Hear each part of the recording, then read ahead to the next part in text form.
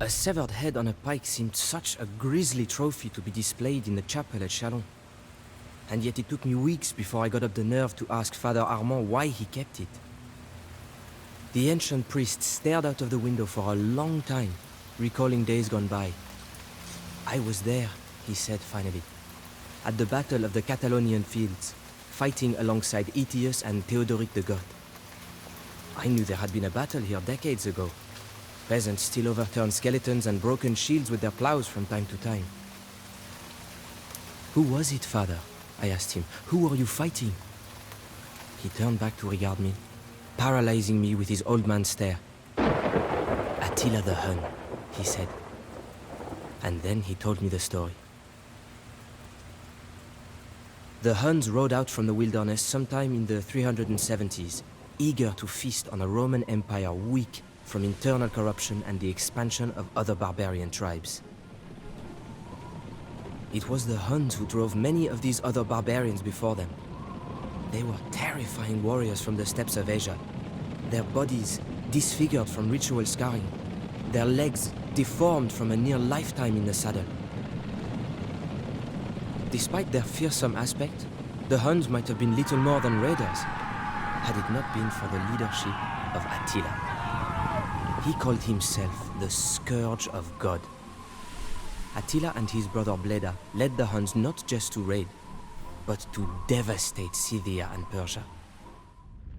I asked Father Armand more about this legendary Attila the Hun, whom the stories always treat as more of a monster than a man. He was a man, the priest said, but he did not look like the Romans, nor did he worship the Roman god. That was the cause of all that was to follow. Father Armand shivered, as if from the cold breeze that blew in from the chapel's open windows. Kingship among the barbarians was not by divine right or lineage, but by who had the strongest will. Attila was the strongest of the Huns, and he reinforced his position by brandishing a rusty old blade and proclaiming it to be the sword of Mars, the old Roman god of war. Attila had a custom of fiercely rolling his eyes, as if he wished to enjoy the terror that he inspired. He had a power over other men, so that many chose to join him. Many foreigners joined his council, Scythians and Burgundians and Goths. It was not uncommon for Romans to do so as well. Several decades prior, the son of a prominent Roman family had been sent to the Huns as a hostage to ensure peace. The name of this boy was Flavius Aetius, a name not soon to be forgotten. Now that the memories had stirred, Father Armand seemed eager to tell his tale. He explained how the Huns, like the other barbarians, had a style of warfare dramatically different from the ancient Romans or my own Franks. The Huns would charge as one group, often firing arrows as they came, and then suddenly retreat again. For the nations of Europe, who were used to forming up lines and columns and even issuing challenges for personal combat, this was an aberration. They were unable to comprehend warfare in this manner. Barbarians did not conquer lands. They did not try and hold and colonize the cities they attacked.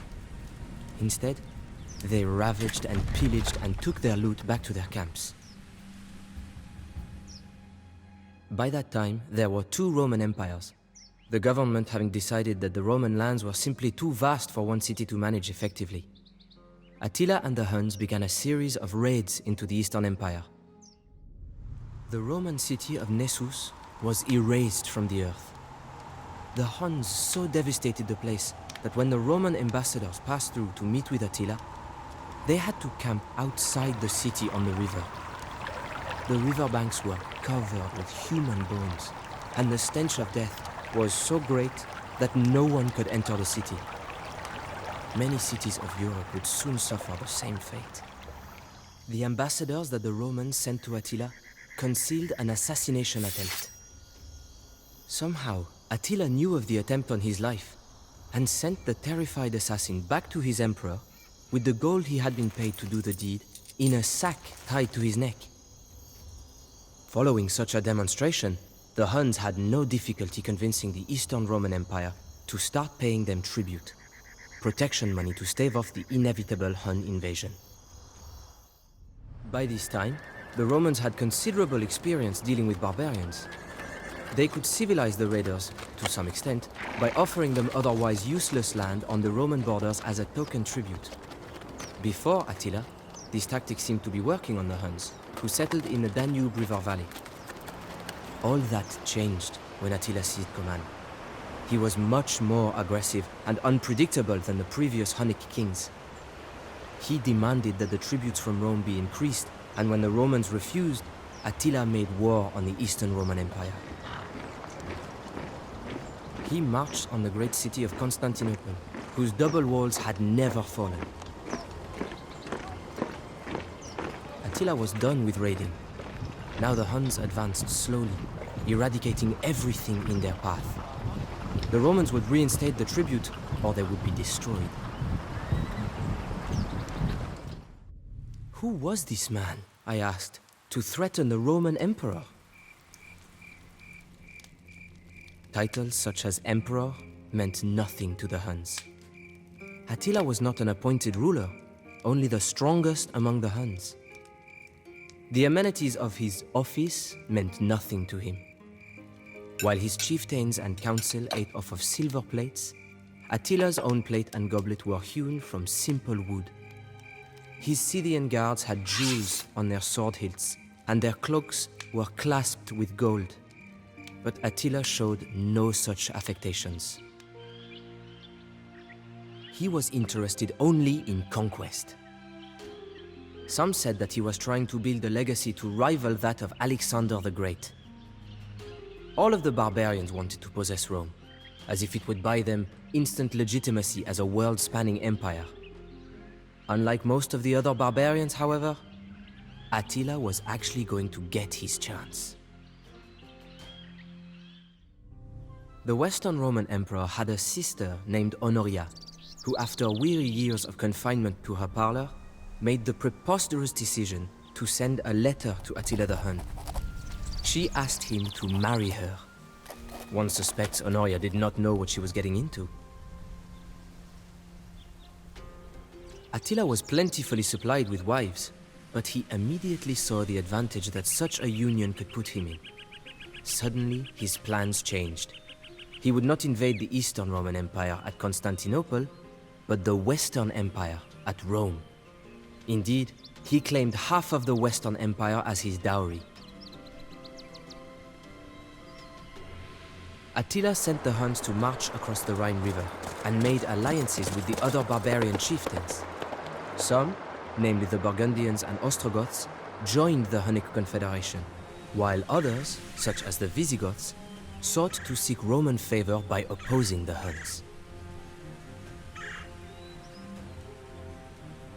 When Attila entered the Roman province of Gaul, he could claim that he merely sought by force what was his by right of betrothal to Honoria.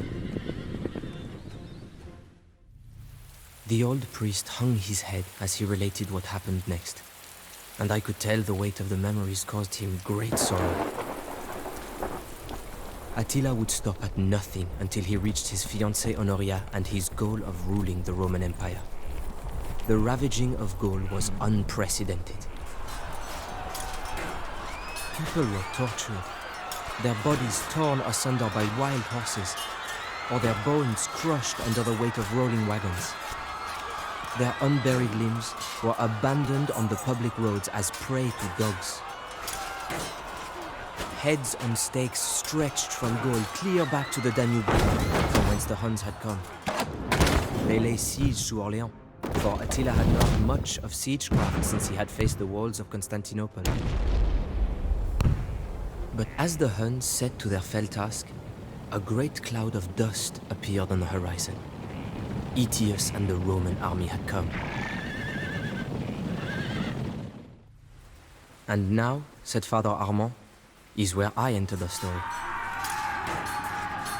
The battle between Hun and Roman was fought at the end of June 451. The Romans were commanded by Aetius, a brilliant and celebrated general who had been held hostage by the Huns when he was a boy. Aetius knew Attila, and he knew the Hunnic ways. Since he had returned to the Western Empire, Aetius had done more than any man to keep Rome alive throughout the period of barbarian invasions. His army was not large enough to face Attila alone, so Aetius convinced tribes of the Alans and Visigoths to ally with him. Even though these dubious allies had a common hatred of the Huns, it was still a remarkable achievement on Aetius's part to have drawn them into an effective military relationship. The Huns were eager for battle. Attila's shamans looked at the entrails of cattle and the color of sheep bones and prophesied that the Huns would meet defeat on the Catalonian fields. However, they also foresaw that the commander of the opposing force would be killed. Attila must have thought this a fair trade, because he brought battle to Aetius and the Goths. Before blood was drawn, Attila stood before his assembled troops, clutching the sword of Mars in his fist. He told them, "It is a right of nature to glut the soul with vengeance. I shall hurl the first spear at the foe. If any man can stand at rest while Attila fights, he is a dead man." It was a catastrophic battle, one of the largest and greatest the world has ever seen. The stream was turned to a torrent by the rushing of blood. I pity those that were forced to slake their thirst from it. Cadavera vero innumera, the Romans said afterwards. Truly countless bodies.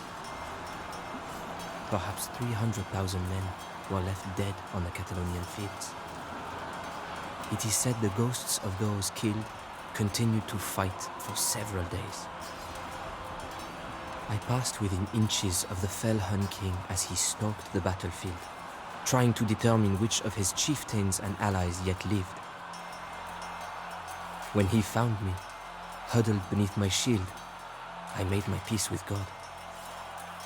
But Attila did not seek my decapitation. He saw that I was a holy man and ordered me to join his retinue of foreign advisors. "That is how you know so much of the Huns," I offered. The priest nodded. Despite the carnage, the outcome of the legendary battle was unclear. Attila had lost much of his cavalry, but the Roman army would never recover from its losses. For a time, no one knew if the Hunnic king would continue to pursue the hand of Honoria. "But what of the prophecy?" I asked. "Did Aetius die on the battlefield?" Nay, it was Theodoric the Goth, not Aetius, who died and fulfilled the prophecy. Aetius knew that if he utterly destroyed the Huns, then the Visigoths would have no need for a Roman alliance, and Rome would face yet another barbarian threat. And so, Aetius retired from military life, hoping that the outcome of the Catalonian fields would leave the Huns and Goths in a stalemate. He hoped he had done enough to save his empire. He had not. As far as Attila was concerned, Honoria was waiting with open arms in Rome. The very next year, partially recovered from his losses, Attila turned his attention to Italy. The Huns crossed the Alps and moved down the Italian peninsula, launching another great invasion that terrorized the inhabitants of the Western Roman Empire. He meant to take Rome and crown himself emperor. This was not the Rome of Caesar, mind you, but a withering Rome, beaten from earthquakes and barbarian wars. And this time, there was no General Aetius to hold off the Huns' savagery. The city of Aquileia at the tip of the Adriatic was wiped off the face of the earth. The fugitives from that pitiful city took refuge among the islands, marshes and lagoons at the head of the Adriatic Sea, and there founded the town of Venetia, or Venice. But what of the Pope? I asked. No one knows what Saint Leo said to the Hunnic king, but that very day, Attila turned his army around and started back for the Hun lands on the Danube. Attila the Hun died shortly thereafter. Since he had failed to claim Rome, he could not have Honoria, and instead brought another wife into his harem. On his wedding night, Attila suffered a nosebleed and choked to death. For a man who had boasted that, where my horse has trodden, no grass grows, it was a curiously anticlimactic death. The Hunnic warriors cut their hair and gashed their faces, so that the king should be lamented not by tears of maidens, but by the blood of warriors. Attila's bloody reign of conquest lasted 19 long years. Father Armand was silent for a long time. He glanced over at the head on a stake. "A Hunnic trophy," he said. "I think the man was a Visigoth. He died at the Battle of the Catalonian Fields. I keep it here so that I may see it every day and remember." "Remember what, father?" I asked him. The scent of a burning village, the sound of butchery, the way peasants would flee before the Hun riders, the way we would ride them down, the way it felt to conquer alongside Attila and the Huns.